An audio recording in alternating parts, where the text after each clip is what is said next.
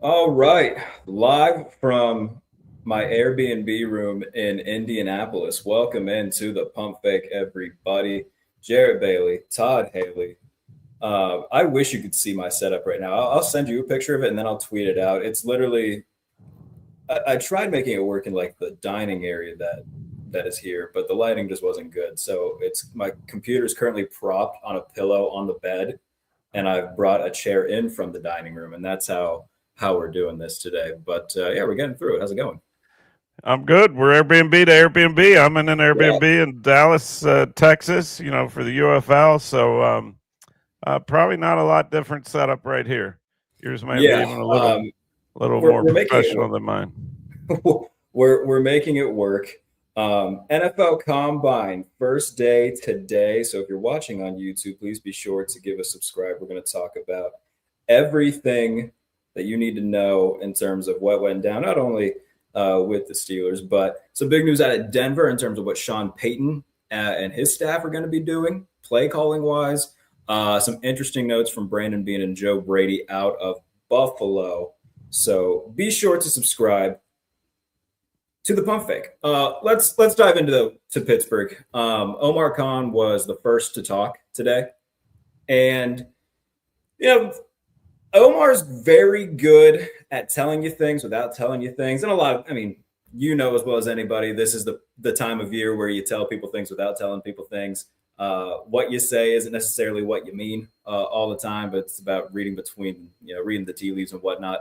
The Aaron Rodgers stuff still very much up in the air, but he reiterated a few times that the door is open for Aaron. He doesn't think it's going to be nearly as long a process as it was last year.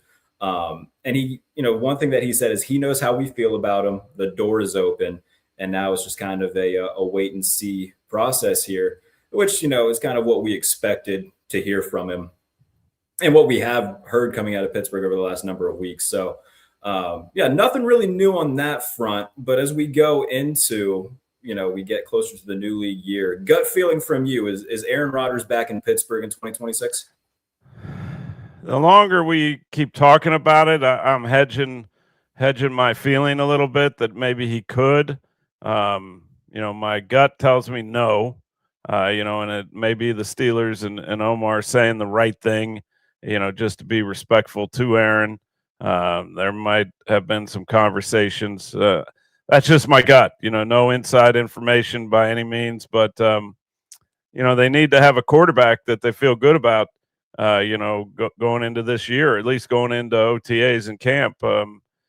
So hard to come by. I don't know. It depends what else they have in the works. You and I on here have talked a little Derek Carr. We've talked a little Malik Willis. There's Tua out there that's up in the air. Everybody's kind of keeping their cards close to the vest, at least what I've heard. From as some of these general managers start to speak. Yeah. By the way, Nick Casario did talk today, the Houston Texans, to which he slammed any sort of doors on, a CJ Stroud potential trade, which we kind of expected. Not a surprise there. When you have the quarterback, you're not gonna be actively shopping him, so not a surprise there out of Houston. Um, Omar also noted they would like to bring Kenneth Gainwell back. They have they plan for Darnell Washington to be a big part of their future. As do they plan the same thing with Nick Herbig? So a lot of contracts coming up for the Steelers. The exact quote from Omar though was, "If I could have 20 Darnell Washingtons on the team, I'd take them." So it's pretty clear that they have plans for him long term. I think the biggest thing with that is the money that they already have tied up in the position with Pat Fryermuth and with Jonnu Smith. They have a lot to figure out when it comes to that position in general. They're not going to pay three tight ends, so it feels like one of those guys will be a casualty. If I had to guess, it would be Jonnu Smith. Yeah, I think that would be the obvious one. Never really came to life like we thought we would see with, the connection he had with Arthur Smith. So I would think that'd be the odd man out. I mean, Fryermuth, I think he's kind of getting that label of a true Steeler. I mean, when you hear the Muth chants and all that, I mean, to my frustration at times, I didn't think they got tried to get the ball to him enough. But Darnell Washington, I'd be excited about him too. I mean, he's like a bigger batter, you know, a dude, and when you get that angriest run scepter or whatever they call it, you usually have done some pretty good things. So big, strong guy that's fast and nimble. Eric Green, it comes to mind from way back before your time, with the Steelers out of Liberty University. Kind of some similarities. Eric was just bigger than any tight end at that time. He was faster than any big tight end, and was an athlete, and and had a really good career, obviously, with the Steelers and the Jets and a couple other places, I believe. But that's who Darnell Washington to me reminds me of. It just in this day and age, he's even bigger. Like he would make Eric Green look small, I think, and yet still athletic and can run. So if I was Omar, I'd be excited too, and be wishing for 10 of those type of dudes on my team. Yeah, I remember talking to Justin Fields a couple years ago when he was in Pittsburgh. It was after a practice, and he said he reminds him a lot of Jimmy Graham. And Justin had some time with Jimmy in Chicago pretty briefly.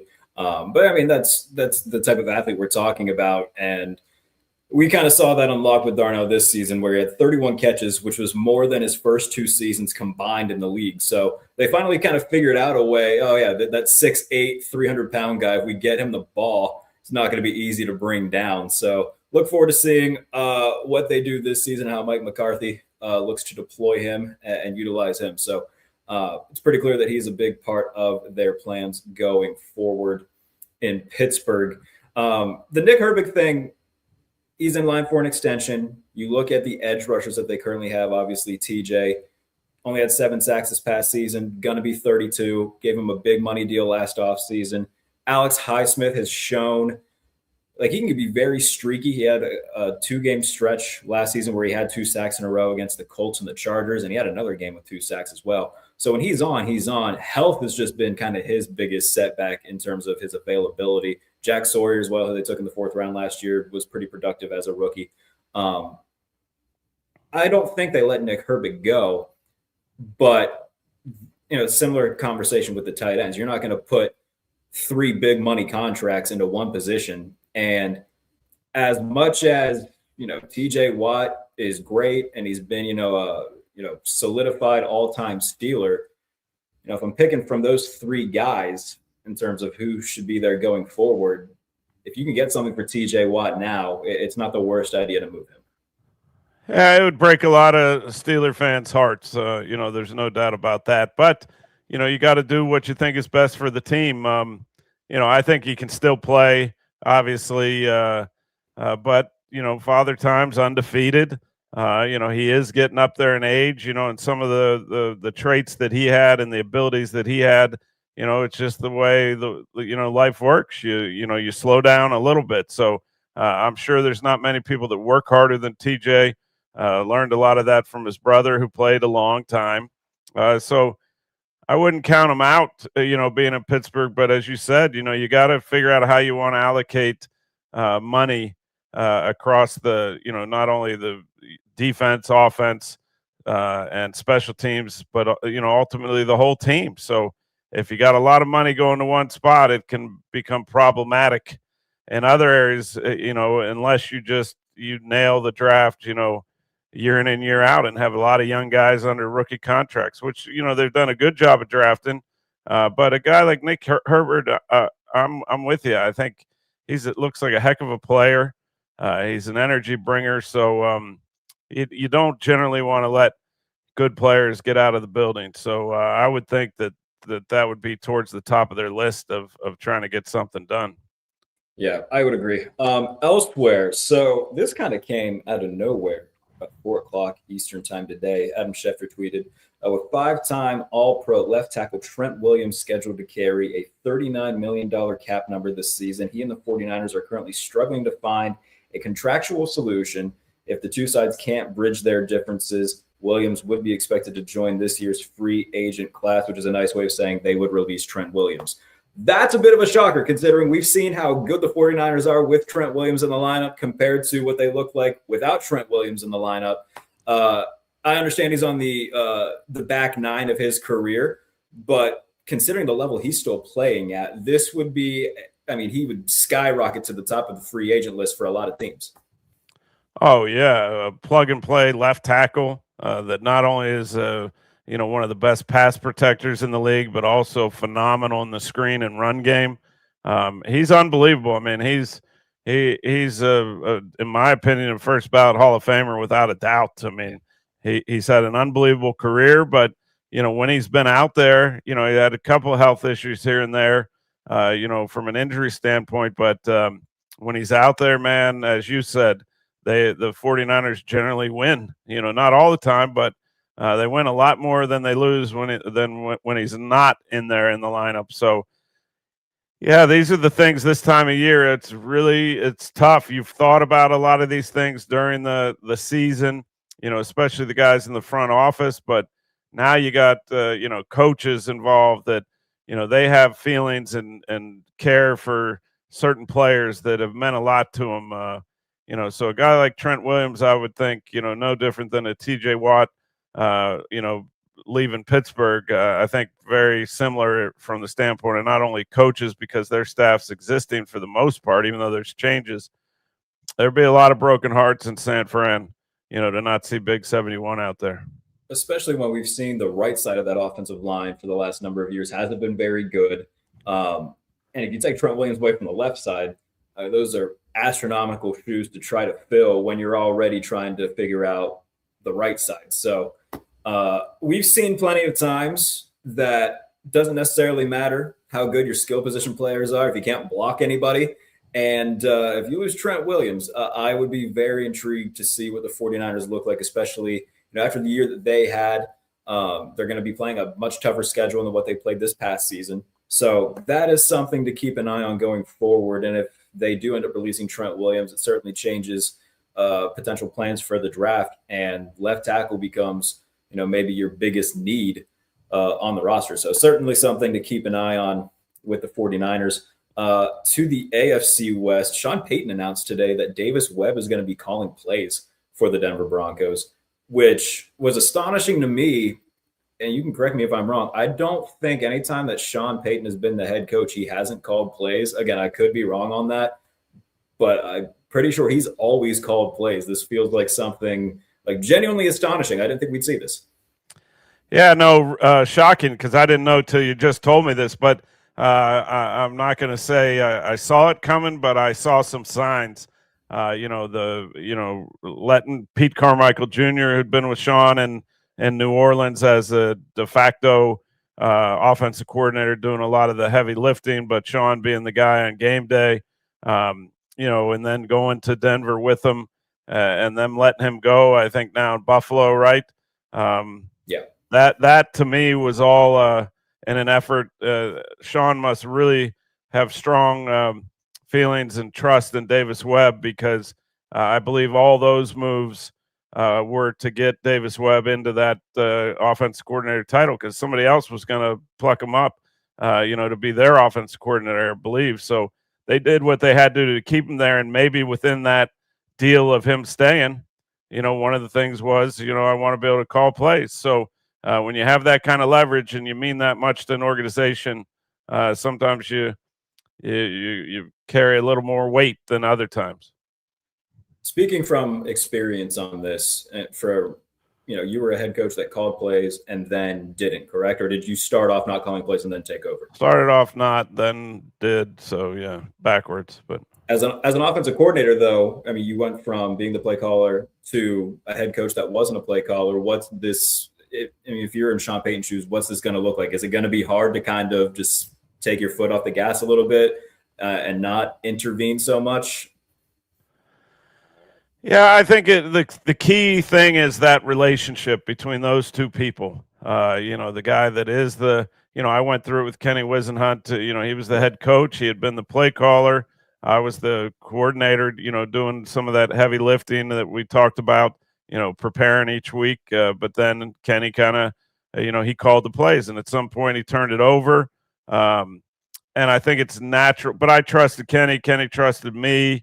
I think if whoever the guy is that is now calling plays, if he's not open to hearing that voice all of a sudden come into his headset, that's when you can have problems. But I got to believe Sean's a smart guy, that he's thought through this, pretty thoroughly to feel good about it. Will there be times that Sean Payton steps in? Absolutely. I mean, as a head coach, that's your prerogative, especially if you're, but no different than, a defensive-minded guy, not calling plays on defense. You think he, in at certain situations, going to say, "Hey, bring the blitz here," or whatever. I mean, you just chime in. It doesn't mean the coordinator has to listen to you. I mean, and also you have to have some flexibility to understand that they've put a lot of work and preparation into calling the plays, and probably more equipped to do it because they're the guys that throughout the week script the practice, and that's really how you develop your feel for how you're going to call a game, because you're putting in there 1st and 10, 2nd and 7, 3rd and 3, and then those situations change throughout the week. You get red zone, you get 3rd downs, you get backed up, coming out type situations, goal line, short yardage. So when you go through that process of you're the last guy there in the building, getting that script ready for the next day, you start to then, as you watch practice unfold, you get a feel for kind of what you think's you're gonna call in what situation, and really the guy doing that heavy lifting is probably most prepared. But keeping in mind that just certain guys have a much better feel for calling a game, and whereas some great coaches that are really good at the X's and O's and doing all that aren't quite as gifted in that area, because it's a unique thing, a unique job to have. All right, let's go to Buffalo. Brandon Beane, general manager, and Joe Brady talking back to back today. Brandon Beane was asked about Keon Coleman, and he pointed out he had a really good offseason, had a really good training camp, and a really good week 1 against Baltimore. But something that's been reiterated pretty heavily in Buffalo is that he needs to mature off the field, and that was reiterated again today by Brandon Beane. The whole Keon Coleman situation is so fascinating. It's so odd, considering that they, Terry Pagula threw him under the bus, for lack of a better term, during the end of season presser, and after Sean McDermott was let go, pretty much saying, yes, Brandon didn't want to draft him. That was the coaching staff, and it was just still so crazy to see an owner do that about a guy who's still on the roster. We'll see. I think that the ship has kind of sailed, for me at least, on believing that Keon Coleman could be like a real difference maker for Buffalo. I think a change of scenery would do both sides some good. But he's still there. Obviously, if anything does happen, it'll happen once the new league year starts on March 11th. But still a very odd situation there, and we'll see what it turns into. Yeah, you never know what's going on behind the scenes. I mean, teams obviously aren't going to let us be privy to those types of things unless something happens in the public eye, somebody gets in true trouble or whatever it is. So we don't know what's going on. The other interesting thing to that whole Coleman situation is Josh Allen, has openly told people he lobbied hard to get him to Buffalo, to draft him. So, and Josh Allen, he probably, even though he was already carrying a big stick, as far as clout and the ability to influence within that front office, it's even bigger now. I mean, he's got his guy at the head coach position, that they obviously, when you're a coordinator and head coach, you develop a different kind of relationship. So that's not going anywhere. So it makes it even more interesting, because where did Joe Brady stand on Coleman, as they went through the process of evaluating the receiver group a couple of years ago. I think we know where Josh sits, but maybe he's had enough. You never know. It could go any direction as far as I'm concerned right now. That's a team that needs to make a big splash, because looking at that whole receiving corps as a whole, we've talked about it before, since they traded Stephon Diggs, the names that they've brought in to try to, create, to create digs in the interim with just, the everybody eats mentality. I mean, you look at the list, it's guys like Marquez Valdez-Scantling, Chase Claypool, Elijah Moore, Mac Hollins. It's just a long list of guys who, aren't stars that they're hoping can fill very specific roles to help the offense. And it worked to a degree in 2024, and they got to the AFC title game. But this season, it just felt very stale and predictable, and the downfield passing game was largely non-existent. So that's a team in Buffalo that I think needs to make a big splash for a receiver. And it could be a name that we're not really expecting. It could be somebody like a Michael Pittman in Indianapolis, who's kind of been floating around rumors of potentially being let go or traded.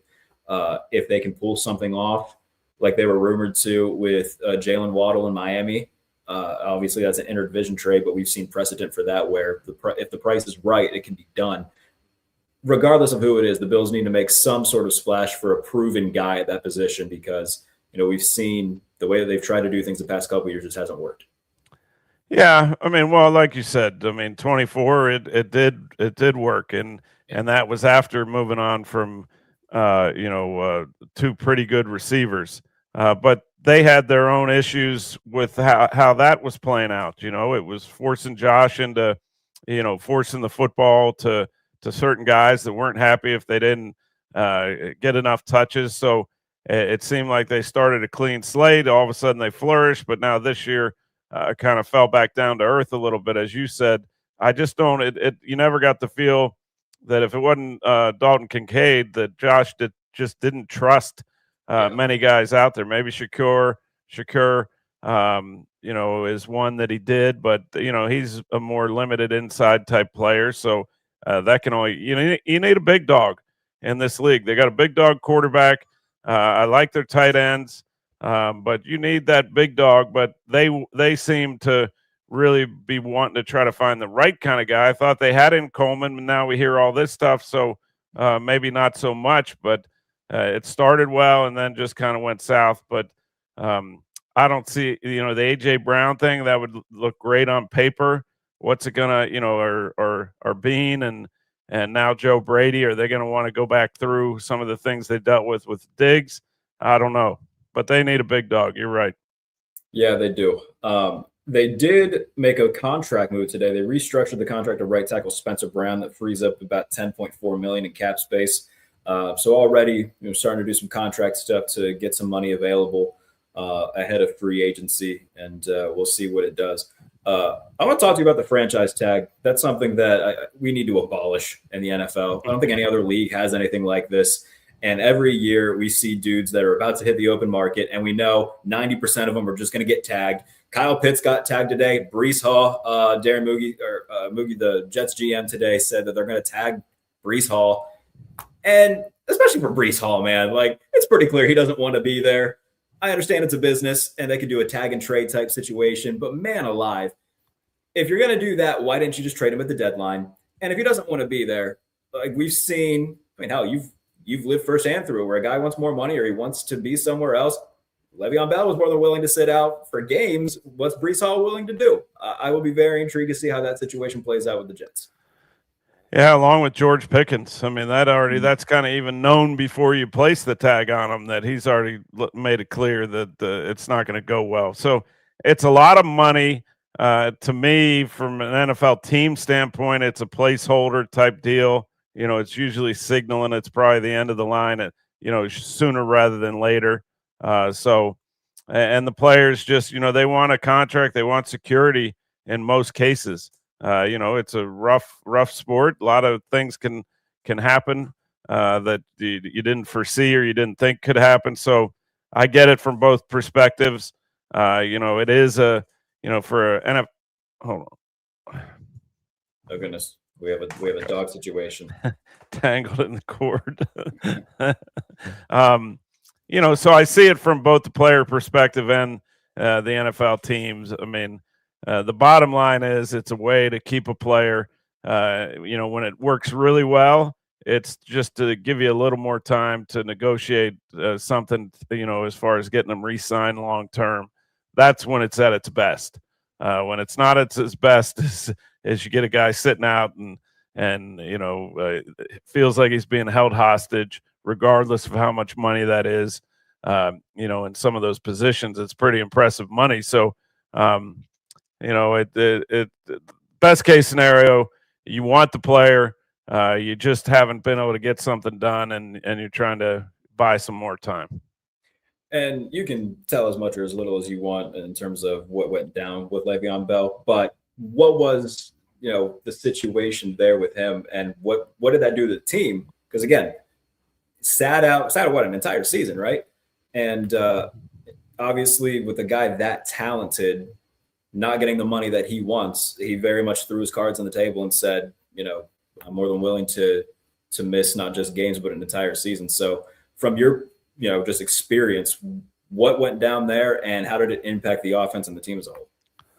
That was strictly money, as far as I knew, and being there and being in the conversations and things like that, not with Le'Veon, obviously, but, that was strictly, and he was kind of at the front end of this new belief of, running backs were overvalued, overpaid.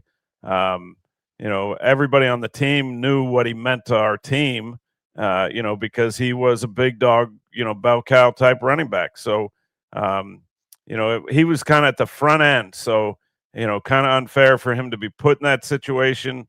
General managers and teams were starting to really push behind the scenes to keep those running back contracts, down,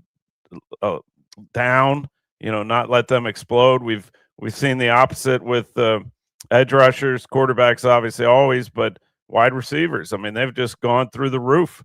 What the big timers are getting, and the running backs have kind of been in this battle. Jonathan Taylor sitting out, and then getting something done. Saquon, you think they might get over the hump, but Le'Veon was kind of at the beginning of that charge, and just looking out for other backs. If he, I think he felt if he folded and just took what was being offered, that it was going to hurt other running backs coming behind him in similar situations. Yeah, and we've seen running backs begin to get bigger contracts, and I think in large part that could be traced back to what Lev did. But Absolutely. Yeah, just a weird situation with the Jets where it feels like I said, even dating back to the deadline, it felt like Breece Hall was all but certainly going to get dealt because they traded away Sauce Gardner, traded away Quinnen Williams. And, we're all sitting there being like, all right, well, if you're going to do that, you may as well just go, threefold here and just deal everybody, get as many picks as you can. They hold on to Breece Hall. And again, could be a situation where it's a trade or a tag and trade. And if that's the case, I would assume it seemed like the Kansas City Chiefs would be on the phone and saying, how about a third and, some change for Breece Hall? I mean, that's a guy that can immediately make their offense, and especially a bad ground game, so much better. Oh, he'd be a commodity for a bunch of teams, but the Chiefs being one of those. I mean, not necessarily a bell cow type, but he can tote it, 15, 20 times a game. Probably better in a situation with the Chiefs have, so with Pacheco of just, a little 1-2 punch. But I think with the Jets players, you see your buddies that you came into the league with the same team with the Jets, and now they're gone. You look at the situation, where are we going to find a quarterback? It's got to be rough when you're a good player. Your shelf life is not great, and you want to you watch these other teams go and win and do special things, and most of them always have a really good quarterback. So it's got to feel pretty daunting. I've always felt for good players kind of feeling like they're stuck. Yeah. Other news, the Falcons confirmed that they will be releasing Kirk Cousins, so new start coming for him. If you had to, think of some teams right now that could use the services of Kirk Cousins, there are a few that stand out. Minnesota, I wouldn't rule out. I heard they're saying, they're open to all options. What will that option be? I don't know, but I would think an established type place. I can't see Kirk wanting to go start over again. Yeah, I don't think Miami is going to be on his forefront. Maybe he's at a point where he's now maybe a little more willing to go compete, or be one play away as a backup. I don't know that. I can't speak for him, but I would think, in my mind, it's got to be somewhere stable with some sort of chance to be competitive and have a chance to get into the playoffs and win games. There's certainly a greater than zero chance that if Aaron Rodgers doesn't come back to Pittsburgh, the Steelers look at another cheap 1-year type situation. They're like, all right, Kirk Cousins, 2026, here we go. There's value in a guy like that, but when you are a team like the Steelers, that you're not in a retooling mode by any means, even though you have a new head coach, just because of who the head coach is.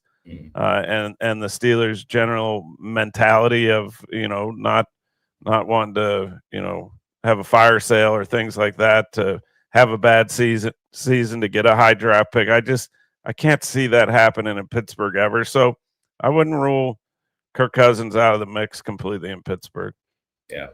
Outside of that, I think that covers just about all the big stories from day one of the NFL Combine.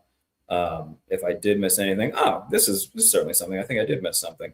It's pretty clear that the Bears are taking calls on backup quarterback Tyson Bagent. And if you're a team like the Jets or Miami or even Arizona, teams kind of in quarterback flux, names like Bagent, names like Tanner McKee, those are going to be names to watch. Guys who are backups but have shown something in the preseason or in regular season games that they can play. And Tyson Bagent could be one of those guys on the move to compete for a starting job. Yeah, I mean, if you're a quarterback desperate team, or even just need feel like you need a really quality backup because maybe a quarterback's hurt or been injured, had a surgery, you're not sure the timeline, you're going to turn over every single rock, stone, peek in every corner, to try to find somebody. So, these guys have all been evaluated. There's enough tape on Bagent. There's enough tape on McKee that I'm sure, these pro personnel groups have done their homework and whatever the role they're talking about, and they kind of know the direction they at least want to try to go. You don't always control it if a guy's under contract, but they're going to make their best play. If you get it, and for the quarterbacks we're talking about, they'd be ecstatic. They're sitting behind guys that look like they're going to continue to be long-term franchise type quarterbacks. They jump at the chance to go compete to be a starter in the league. Yeah, and you're a place like Arizona, Miami, both of which have new head coaches, and again are probably going to have new quarterbacks. You're going to be a team to watch out for. In the Jets, I mean, who? I guess Justin Fields is still technically on the roster, but outside of that, we saw what Brady Cook can do, and God bless Brady Cook, but he's not a starter in the NFL. So there's going to be some teams that might take swings at these guys. Just you gotta pull some straws and see if there's any long ones. They're not canceling the game on Sunday, so you better have somebody that you at least feel semi-confident you have a chance to win, but not a situation you'd want to be in with the Jets anyway. And a couple. No, it is not. No, it is not. All right. I think that covers just about everything big from day one. We'll have some players that start talking tomorrow. So maybe we'll get something juicy from that to be able to talk about later on in the week. Appreciate everybody for tuning in. If you're watching on YouTube, please be sure to subscribe to the channel, leave some comments, do all that fun stuff. Get us to 10K. We're over. Hold on. I'll give you the actual live number real quick. Let me pull it up here. We are at just under 7,300, 4 away from 7,300. So subscribe to the channel and get us to 10,000. That's what we want. Send us presents, make us money, do all that fun stuff. Appreciate you guys so much for tuning in. We'll be back later on in the week on the Pump Fake.